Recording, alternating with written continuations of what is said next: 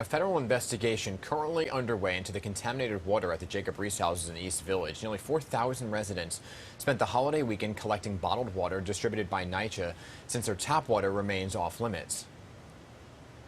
2 cases of water, it doesn't help my house.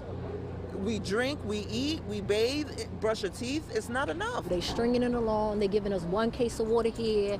Then they want to argue with us about how many cases we get.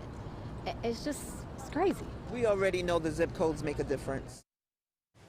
You can hear the frustration in their voices. Those residents say if this would have happened in any other apartment complex and not NYCHA, the problem would have been fixed by now. So joining us this morning is public advocate Jumaane Williams, who has been monitoring the situation at the Reese Houses.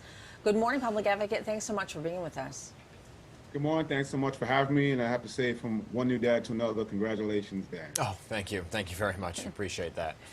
So getting back to this, residents at the Reese Houses that we spoke with, they say they've complained about something being wrong with the water since early August. And you actually released a report condemning the conditions at the Reese Houses before this arsenic issue even came to light. So what did your report find about the conditions there?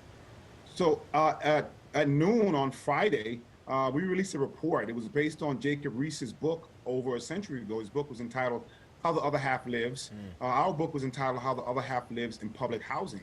Little did we know, while we were releasing that report at Jacob Reese, NYCHA had already known they had some tests that said there was arsenic in the water. They didn't tell anyone, and we finally found out that night. And as our report indicated, a lot of these issues are funding related, but a lot of them are not. And some of them are management issues, and we need to deal with both of those. You know, so there's a lot of disrepair throughout the system, right? We've reported on it. You've covered it. You've been there asking for things to be fixed. It's a mess. Could that disrepair have led to the contamination here? And were there tests along the way? So it's possible. And while we're saying that the residents should still definitely not drink the water, we are seeing some good results from the tests that are coming in.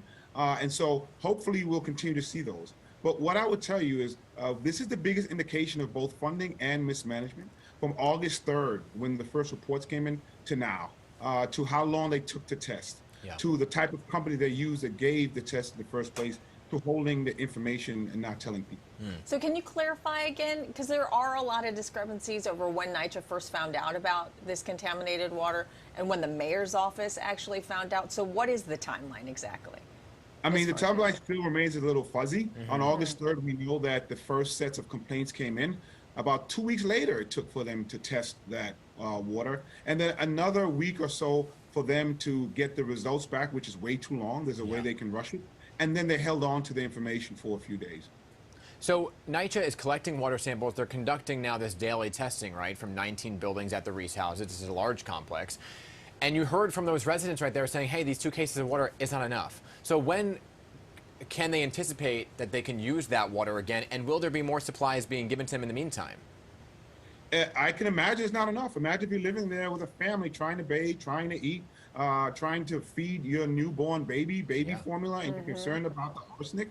So we've been pushing NYCHA to give more water. I also drank the water that is available from the city right outside of NYCHA, which we are sure now does not have arsenic, which is different than the water in the buildings. So we're asking for more.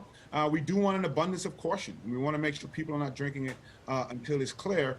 This is a tough situation to be in, and I believe this whole thing could have been managed a lot better, which is one of the things that we pointed out in the report, which is something that is not related to funding, that is a problem throughout the system. Yeah, I hate to say it, but I sense lawsuits in the making right now. I mean, the mayor's office, they released a statement on Monday.